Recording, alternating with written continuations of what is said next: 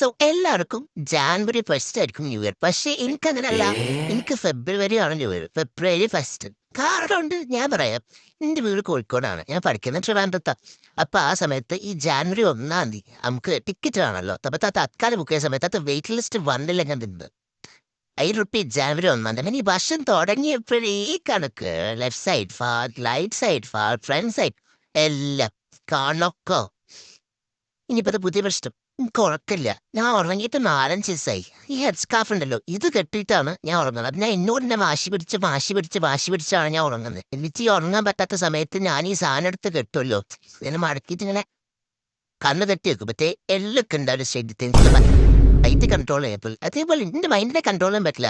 ഞാൻ ഉറങ്ങാൻ കിടക്കുമ്പോൾ എനിക്ക് 4 വർഷം 5 വർഷം ഒക്കെ മുന്നേ ഞാൻ ചെയ്ത പൊട്ടത്തരങ്ങളും എംബ്രേസ്ഡ് മൊമെന്റ്സ് ഒക്കെ എനിക്ക് ഓർമ്മ വരിക.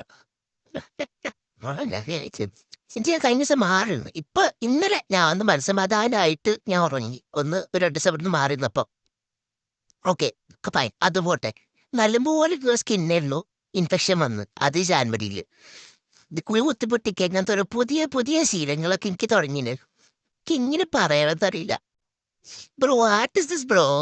പനി തരുന്നതിനൊരു ഒരു ഒരു മയമില്ലേ പനി തരുന്നതിന്? ഞാൻ പോകുന്നു. അപ്പം എല്ലാവർക്കും ഫെബ്രുവരി 1 എൻ്റെ ന്യൂ ഇയർ ആശംസകൾ. January is testing my patience bro. Just fucked up totally. അപ്പൊ എനിക്ക് 2026 ജാനുവരി 1 ന്യൂ ഇയർ ആയിട്ട് ഞാൻ കൺസിഡർ ചെയ്യുന്നത്. ഞാൻ കൺസിഡർ ചെയ്തത് ഫെബ്രുവരി 1. അത്രേ ഉള്ളൂ.